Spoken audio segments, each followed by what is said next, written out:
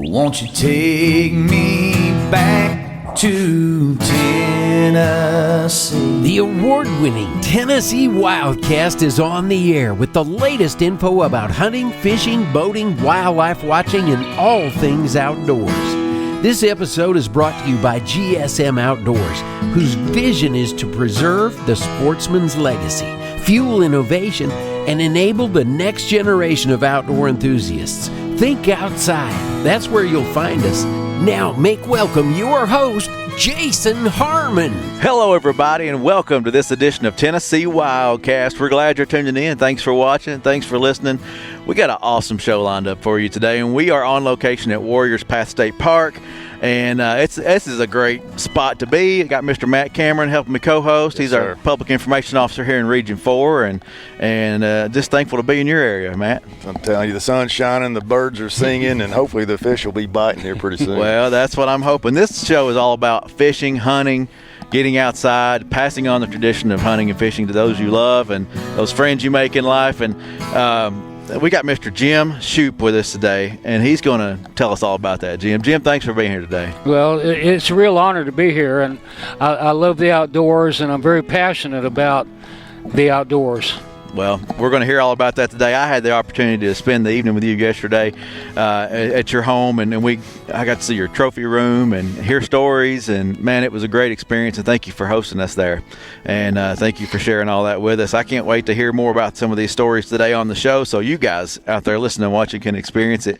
But first off, Jim, just share a little bit about who you are. You had some great stories there last night that you shared with us, but talking about working hard, playing hard, you're self-driven, but just share some of that with us and some of your experiences, your careers growing up or coming through life and then getting outdoors. Okay, I'm very passionate about life, and I've lived my entire life working hard and playing hard. I played hard as a middle school principal. I was at an average middle school, high poverty, poor discipline, and I worked with my staff for 2 years, and we had the highest test score increases in the entire district. And I was published in the Bulletin of the National Association of Secondary School Principals for the instructional and behavioral strategies I helped my staff develop. And I went to become a consultant for the Duval County school system, which is Jacksonville. I was recognized by the State Department of Education 12 separate times as one of the 20 most innovative middle school principals in the state, and I was also honored as Principal of the Year. So I was very passionate and self-driven about work, but I'm wired differently because I'm equally as passionate and self-driven about play, about hunting and fishing. And I take my hunting and fishing, I enjoy it and I love it, but I'm a real serious pursuer of trophy game and trophy fish.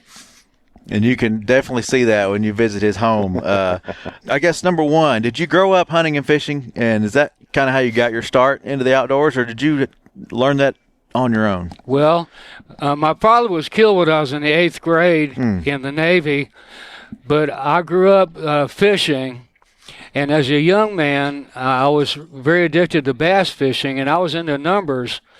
But once I caught my first 10-pound bass, something clicked, and I became solely interested in pursuing 10-pound bass. In about 6 or 8 years, I caught 25 bass over 10 pounds, Whoa. And I was published twice in Bassmaster magazine. And then I started fishing inland salt water, the Banana and Indian rivers near Cocoa Beach, and I specialized in big sea trout, big redfish, and I caught 2 sea trout over 32 inches, and I caught quite a few redfish over 30 pounds, which is pretty large for an inland redfish. And then I spent 30 years offshore fishing and some pretty hardcore diving and spearfishing out of Port Canaveral.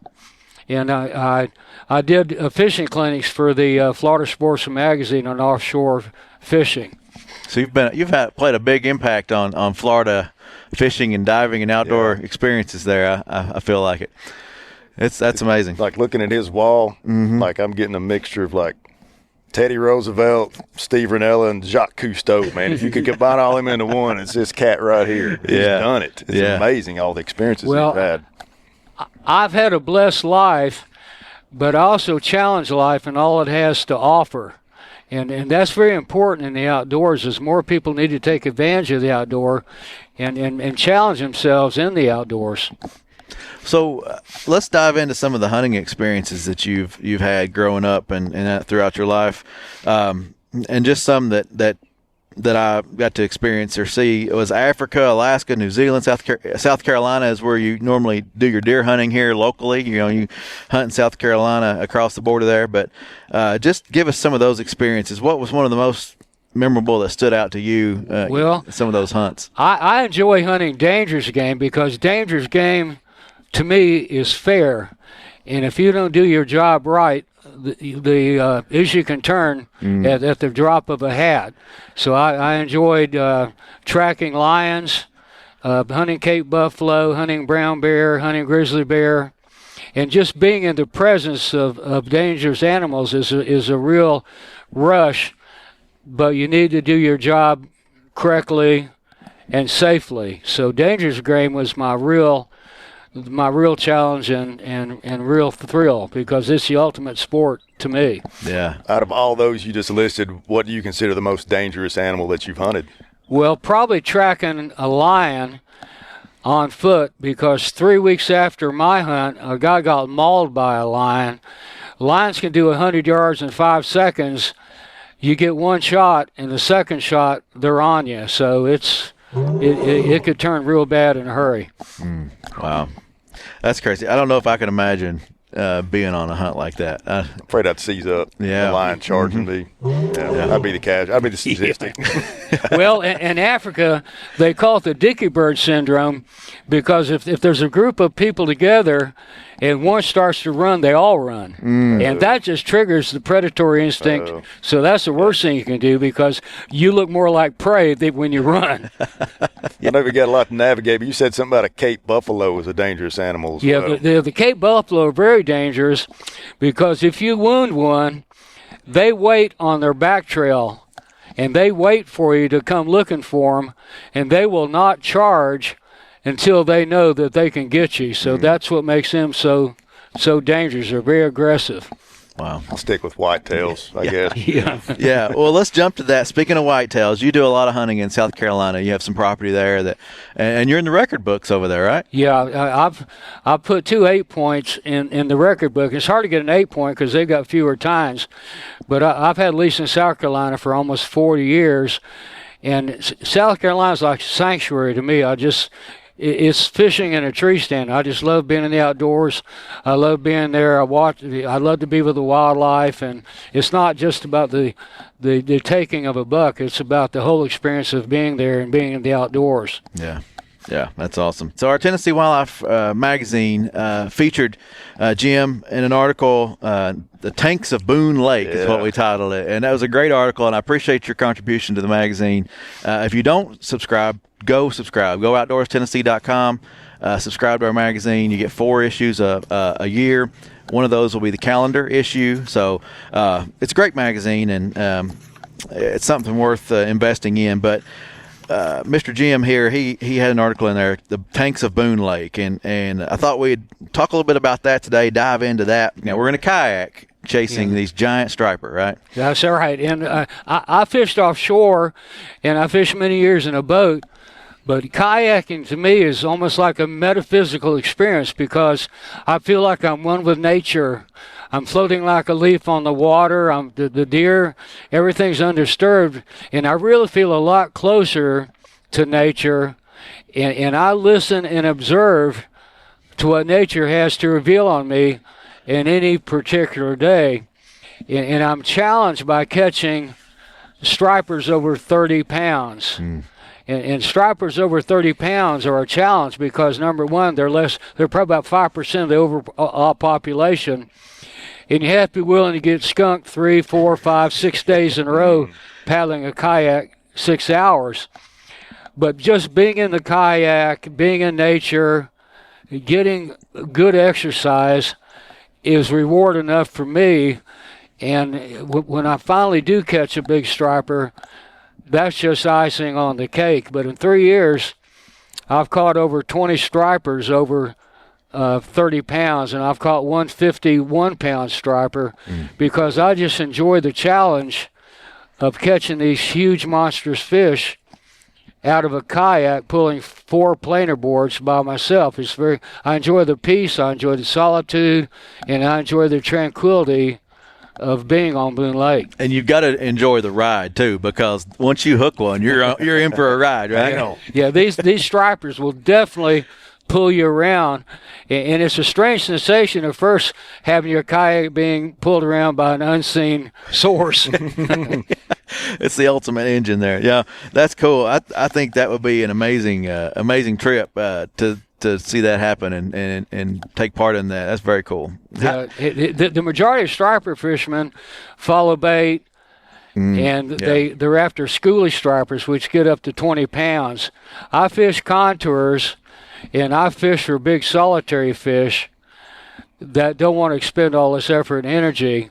And I have to be willing to go for 3 and 4, 5, even 6 days without a strike. But the experience and the journey is well worth it to me. Well, no doubt you want to share this, and we'll talk about more of that later, how you love to share the passion of the outdoors. But would you mind sharing with the folks listening now, what time of year are you chasing these big guys? I primarily fish during the drawdown at Boone Lake. I fish from November through about March, and the water's drawn down about 30 feet, and this concentrates the bait fish and the game fish. And the water temperature is still cool enough for the stripers to be active. But once the water levels go up and the water temperature rises, the stripers become less active. So it's really prime time during the drawdown. Well, Jim's not shy, and he's a very vocal guy, so he won't mind me sharing. He's 80 years old, and you're out there doing that in some of the coldest times of Tennessee. And that's a man right there, getting out there, and chances of going over and falling in the water and being real cold and fighting these big fish. It's amazing. Huh? Well, I'm blessed. I'm 80, and I'm living the best years of my life right now. I'm still catching some of my best fish ever, and I'm really out in the outdoors here, and I'm blessed to be in Northeast Tennessee. Mm-hmm. I'm truly blessed to be here. And this Warriors Park's just simply amazing, too. Well, let's talk about that. Right now, you got my son over there on a couple of rods trying to catch some smallmouth. We had a trout on the line that got away, and I appreciate you sharing your love with this sport with him today. Hopefully, we'll drag in a big one here today at some point. But this park offers fishing, camping, golfing. There's disc golf. There's boat ramps to put your boat in for some great fishing. What other things did you know of? There are 3 campgrounds. Okay. And there are hundreds of people on the weekends walking with their dogs. And there are many people that just come away. This is an oasis from everyday life.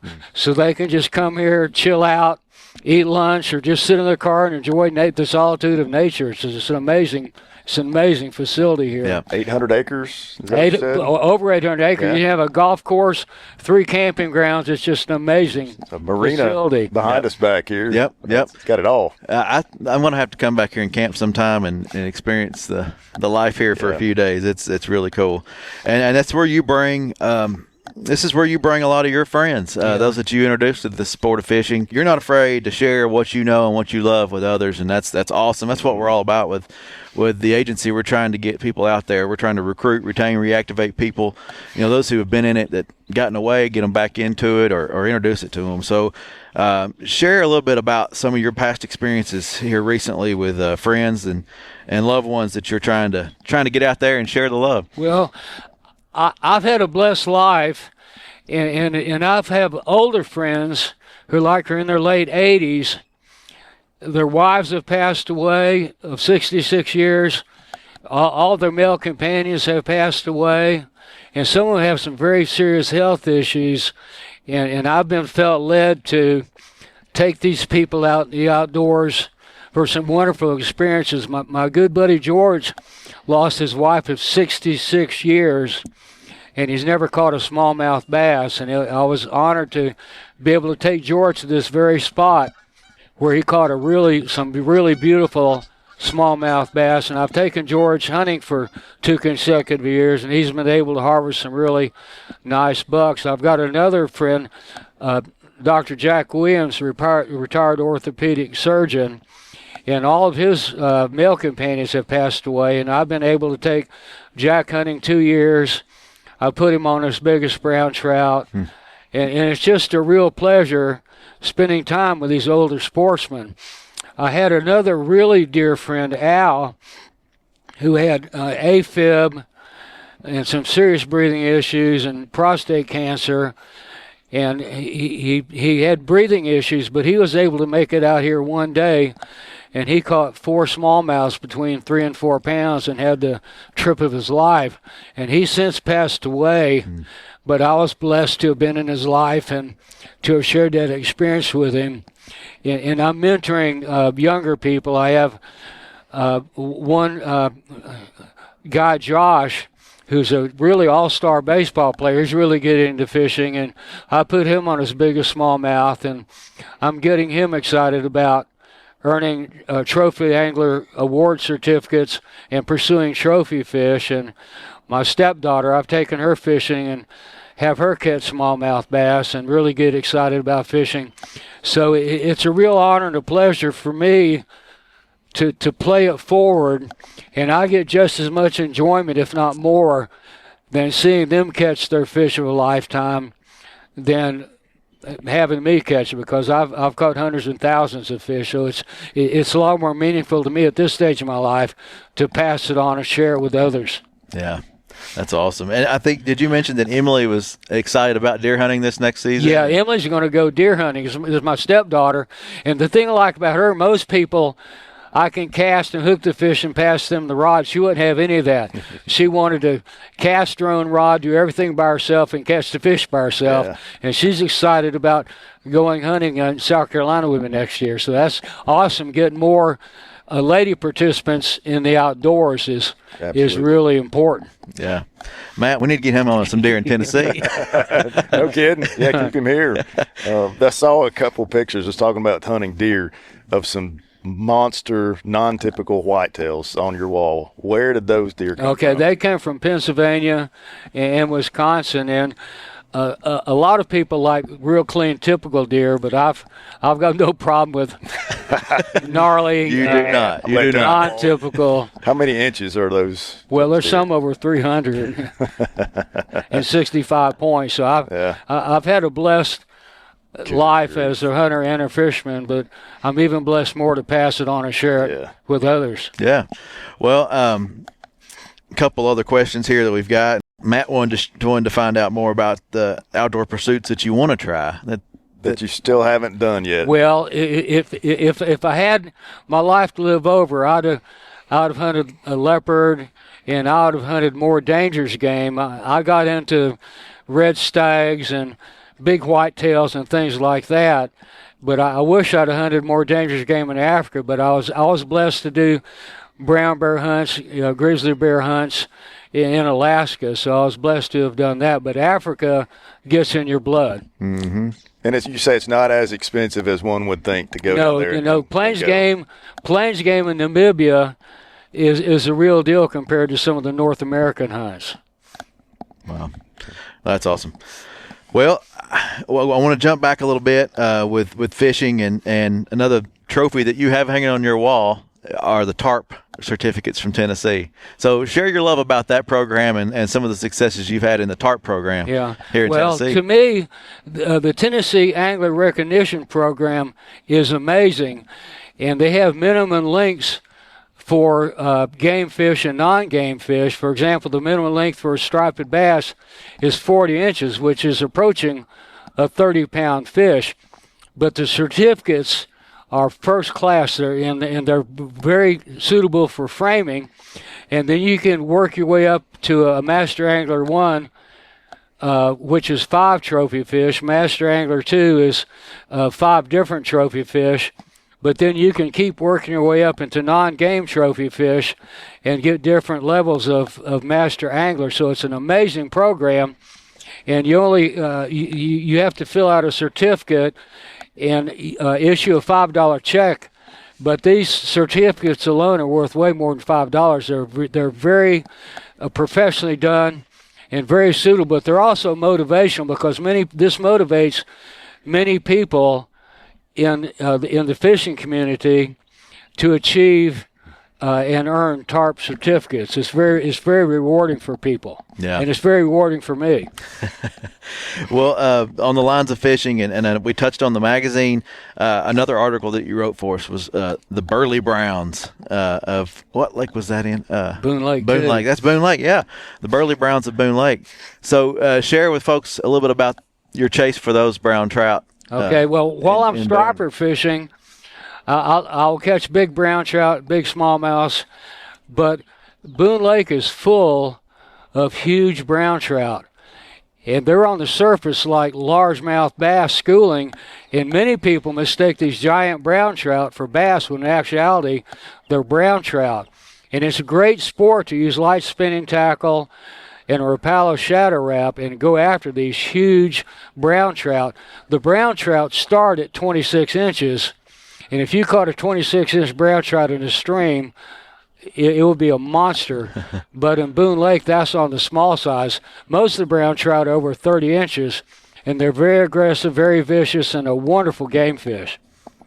I think that would be fun to chase those. And remember, don't lip them, right? Don't lip them. They have some ferocious teeth. But I've actually had 2 callers from an article to come down and fish a brown trout in Boone Lake. That's right. You welcomed them into your home, and y'all went fishing. Come back next year. Okay, they're going to come back next year. Yeah, that's what I'm saying. This Jim is no stranger to anyone. He'll invite you into his home, and his wife Gail is very, very nice as well, and just open to sharing the love of the outdoors, and it's very cool. He could make a good living just as a guide, here in Tennessee doing what he does, but he's so giving of his knowledge and experiences. And could you imagine if every hunter or angler would share just a little bit of what they know and take somebody else out and try to teach them how to do it? Just how much good could we do for the future of hunting and fishing in Tennessee? And it's generational too, because some of these younger hunters I'm taking out will pass it on to their children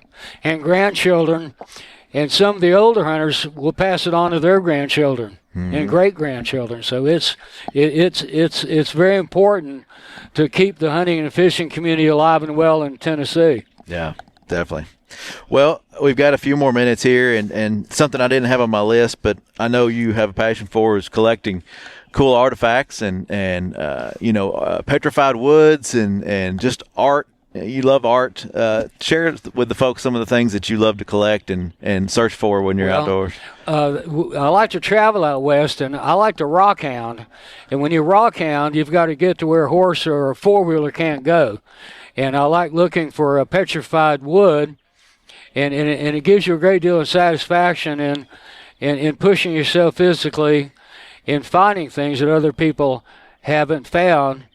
But I also love woodworking, and I collect a lot of wood vases, wood bowls, but I like minerals. I have jasper and amethyst and some other beautiful minerals, but I also love Native American artifacts. I've got an extensive collection of Native American weaponry and artifacts. I've got African weaponry and artifacts. I just love collecting and surrounding myself with memories, and that's what life's about, is making memories. It's not the things you've got on the wall. It's the journey you took to achieve that. Yeah, that's cool. You've mentioned that multiple times in our conversations, that it's the memories that you make, not necessarily the trophy on the wall. You have that, but that's just so you can remember those memories. You can take yourself back into that trip. It's very cool. The experience that meant more to me growing up than winning. A ball game and getting a trophy. Like the experience itself, that moment, that glory. That's what I feed off of. Whatever goes on the wall. It's hindsight for me, but that adrenaline. And as an older person, life's about memories. It's not about material things or things on your wall. It's about the memories that you've made and the memories that you've collected that are of value. And you're still making those memories. And I'm still making them at 80. I'm still living life full on. He's saying, I love taking these older guys hunting. And I was like, oh, my gosh, man, 88 years old, and he's the young guy in the group. Yeah. And spry. The guy's done triathlons, used to run. How many miles a day did you 15 miles. I mean, just a bad dude here. Yeah. And still getting after it. Like, you row an hour a day on a rowing machine? Yeah, rowing machine, and I paddle 6 hours in the kayak a day. Good grief. He'd show us up right now if we were out here in these kayaks. But it's still a pleasure for me to see life through the eyes of older sportsmen, too. It gives me a glimpse into my future. Yeah. You'll still be doing it at 88. Well, I'm hoping. and more, yeah. How about wing shooting? Like, you done a lot of bird hunting in your day? No, I just like big stuff. Yeah, big game. Yeah, I hunted snipe. I did a lot of snipe hunting in Florida. That was good exercise. I enjoyed snipe hunting. But other than that, I pretty much like big game. And going back to Florida, I hate to revert too much, but you used to dive and catch lobster and all sorts of crazy stuff, 95 feet deep. Tell us a little bit about that. I've never done anything like that. I fished offshore for 30 years, but I was a very pretty hardcore diver. And hardcore divers drift dive. You dive by yourself 25, 30 miles offshore, 95 feet of water, and someone in the boat follows your bubbles, and that way you can cover more area, because 80% of a reef is pretty devoid of lobsters and fish, but 20% is really concentrated, and you've only got so much air time, so it's important to go past the areas that are pretty much dead and spend your time where all the lobster activity and all the fish activity is. And I was blessed I had a commercial diver that took me under his wing, and he helped pass on a lot of experience that helped me improve myself as a diver, and more importantly, not to get hurt as a diver. Yeah, it could be dangerous. And you pulled a 13-pounder out. I saw a picture of that. That's it was huge. It was huge. But Jim, thank you for sharing all this with us today. Thank you for sharing the love of the outdoors with everyone you come in contact with, and the readers at home that get our magazine, and son here fishing on the bank in Warrior's Path. I just appreciate all that you do for everyone. Well, and it's important to remember every day's a gift, and enjoy life and share it with others. There you go. That's an important message right there. And we appreciate you all watching and listening today, tuning in to Tennessee Wildcast. And remember to pass on the outdoors with someone you love. And we'll see you next time.